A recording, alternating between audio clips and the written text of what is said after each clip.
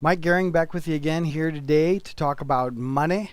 In our top 10 list of things you wish your parents had talked to you about or told you about when you find out what they are, you don't know what money is for, so you don't use it properly. Um, we're going to talk about money in a way that I'm sure that most of you have never thought about it before, and hopefully you'll come away from this now that you have an understanding of value, you get an understanding of money, and then you have the opportunity to be rich and have the lifestyle that you want. So we're gonna talk about it. Money. What do most people do with money? They spend it.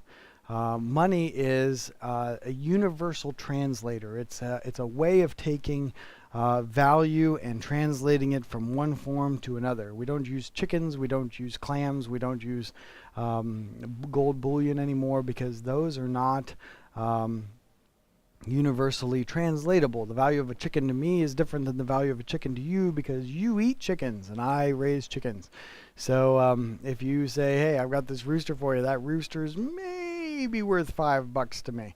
But the value of that rooster cooked to you is probably pretty expensive if you get it at Lee's or Lee's is one of my favorites, KFC or wherever you get your chicken from.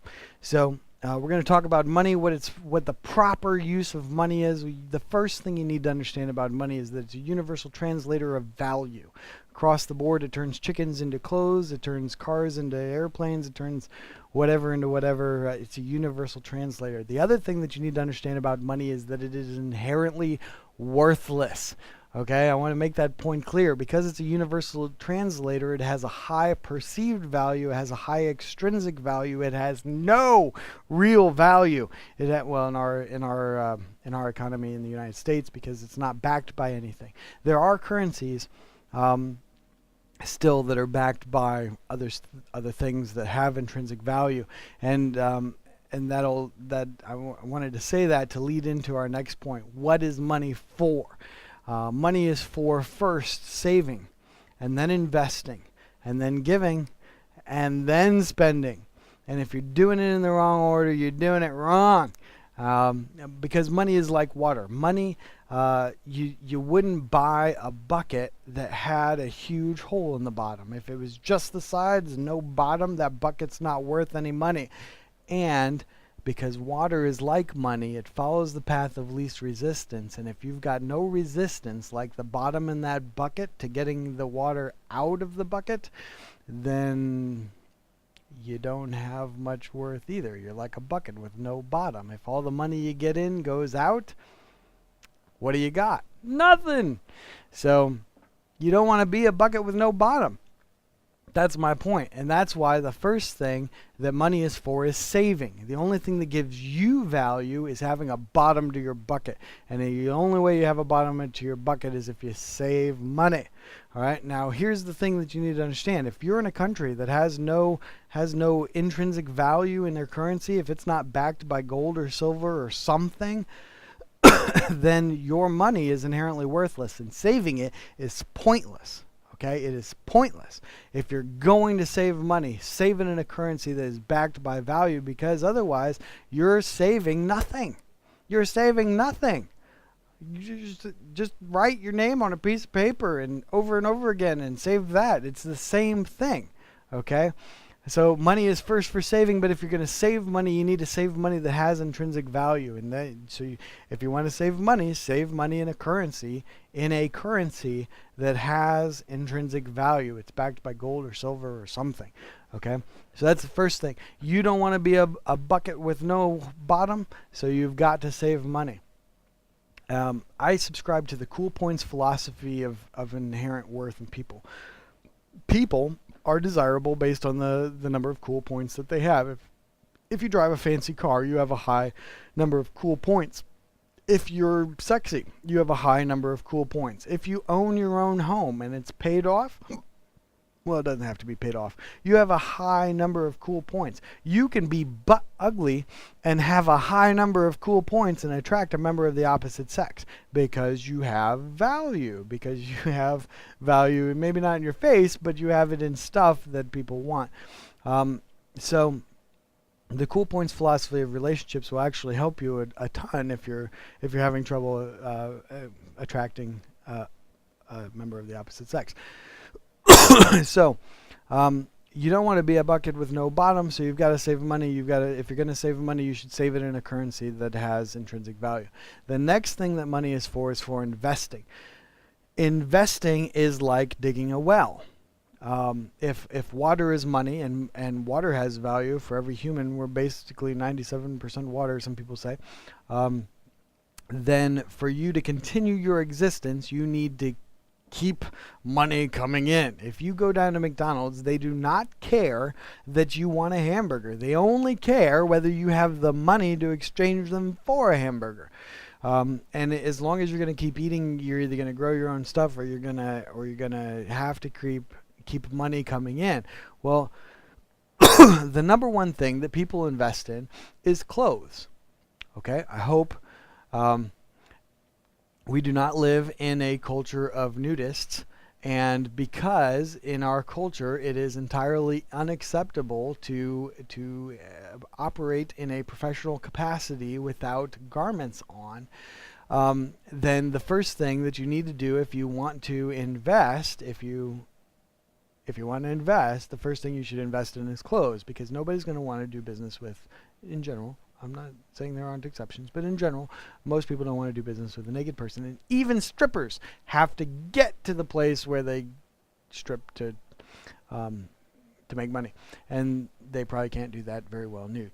So the first thing that you invest in is clothes. The next thing you generally invest in is transportation, because generally where the place that is going to pay you for your products or services is not near your home. If you're lucky enough to work out of your home, that's awesome. But then you don't have to invest in transportation. But you're going to have to get somewhere sometime, so you got to eventually invest in transportation. The next thing that you need to invest in is food. Food gives you the ability to keep producing. The next thing that you need to invest in then is, well, this goes back to saving first. You have to eliminate debt. You don't want to be making a percentage of return on one side and paying it out on the other, especially if you're paying a higher percentage than you're making. So if you're going to operate, things go wrong, all things break down, you have to have some capital reserves to make it. Otherwise, you're forced to borrow every time something goes wrong, and you don't want to do that. But once you get your capital reserves to cover emergencies put aside, then you want to spend every other dollar you can on returning dollars to you. You will never be able to work hard enough to get the lifestyle that you want, and you will never be able to work your whole life if you live as long as you want. You can't dig ditches for 80 years. There are no 80-year-old ditch diggers. If you're in construction, chances are good once you get over 30, and between 30 and 50, there's a high likelihood that you're going to become disabled at some point in time. You're going to hurt your back or something on the job, and you're going to need to cover that. So disability insurance is huge for most physical laborers. But the fact of the matter is, you're not going to want to be doing that when you're 80. And some of us don't have the personality to be greeters at Walmart. I mean, they're not friendly. So I laugh about that because I could never be a waiter at a restaurant. I just don't have the filter that you need to keep your mouth shut when people treat you the way people treat people at restaurants. Anybody who's ever waited tables understands what I'm talking about. There is no amount of ranch dressing that's going to fill that pathetic void in your life that is causing you to consume all this food. Okay? I got that line from a waiter. I was like, have you ever just wanted to say something to somebody and you couldn't say it? He's like, yeah. He's like, what did you want to say? And he's like, I can't tell you.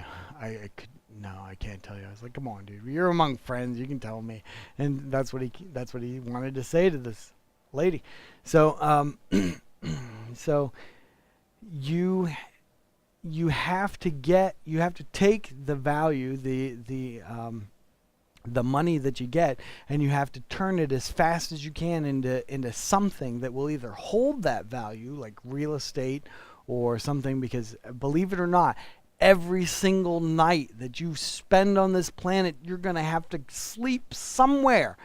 and you need to have a place to sleep, or you're going to have to pay out. One of the first things you need to invest in is a place to sleep, because you're always going to need it. You're always going to need it. And if you have to pay an exorbitant amount of money to the bank or in rent or something, you're you're wasting a ton of money on something that I mean, all you really need is a place to sleep, a little corner of the planet that you can curl up on at night. And once you get that, then everything else is easier. You look at homeless people; they don't have any place to put their stuff. They have no ability to acquire anything of value, place to put it. And every night they have a place to sleep. Where for the 6 or 8 not roam, they're not going to lose. So one of the first investments you make, if you have to pay rent on housing, or if you have to pay a bank for the image that you want to create of a home, then whatever you got to do it, but you're going to need a place to sleep. And if you take the money and you invest it in something like real estate that holds value, the reason that real estate holds value is because every single one of us need a place to sleep every night. And the more of that you can have, the more housing that you can provide for people who need a place to sleep, the more money that you can make, because everybody needs it. It's like food. One of the best selling points of food is you gotta have it. And it's the same way with a place to sleep. You can sleep in your car in the Walmart parking lot if you're traveling. If you're homeless, then I've been there. But it sucks because they leave lights on all night.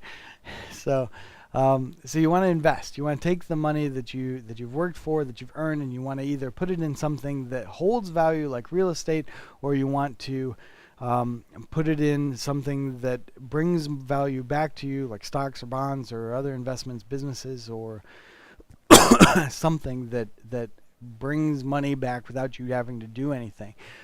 That's a real key concept in our economy, because money is worthless. And people say, well, I've got money in the bank. Well, that money in the bank is actually, the bank has a hole in the bottom of its bucket. It's called inflation. And your $100,000 that you've got in the bank is losing a percentage of interest higher than the percentage that you're earning on it every single day.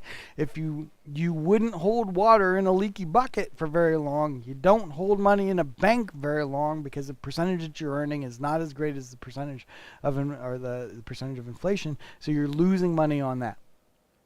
So the first thing you've got to understand is it's for saving, but only saving in a form that holds its value. The second thing that you need to understand is for investing, because you can never work hard enough to make all the money that you want or need. And at the very least, you need to invest it in something that doesn't decrease in value, like real estate. And that's not to say that real estate doesn't decrease in value. We talked about value in the last video. You need to make sure that the investments that you make have real value, intrinsic value, and not extrinsic value or perceived value. So that's important, and that's why I wanted to talk about value before we talk about money. The next thing that money is for, and I'm already over time, so I'm going to make this as fast as I can. And the next thing that money is for giving, and you need to give. You need to give because giving eliminates greed. It eliminates fear. It eliminates hoarding, which is caused by fear. It eliminates pride. Okay? And essentially, it's like, you go to work every day, you work hard. At the end of the day, or at the beginning of the next day, you take a shower. Because what you did in your working created a side effect of an odoriferous aroma, a stench, a foulness that people are not going to want to be around you if you keep it around you. Okay? Money has the same effect. It doesn't matter how much you get, it causes greed, it causes pride, it causes hoarding, it causes fear. What if I don't have enough money? And those things are bad for your heart, they're bad for your relationships, they're bad for you as a person. So you need to give to eliminate those things. It doesn't matter what your religion is, it doesn't matter what your philosophy is. Everybody for the most part, I can't imagine anybody would disagree that giving eliminates greed and pride and fear.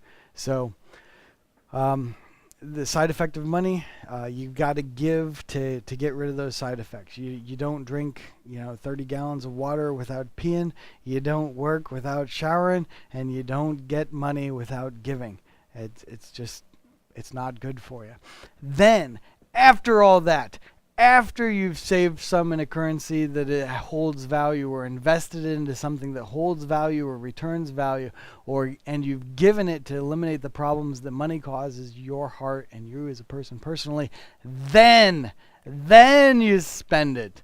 And once you get enough money that you can live off of the return on investment for what you've invested, the cardinal rule of all investing is you never touch your principal. You never touch your principal. You never touch your principal. You never touch your principal. What does that mean? That means that leave the investment there. My grandpa said to me one time, he said, Mike, he said that the only regret that I have in my life, right before he got divorced, his wife wanted him to buy a car. He thought he could buy her a car and save his relationship with her. So he cashed out his retirement to buy his wife a car, and then she left him for another guy anyway. He said, Mike, that's the only regret that I have, is that I cashed out my retirement to buy her a car, and now I don't have anything. So you don't want to be that guy. Never touch your principal. You're always going to need money. Keep it working for you, because you can never work hard enough to get all you want and all you're going to need when you can't work. And then after that, spend what's left. I'm over time. Next video, we're going to talk about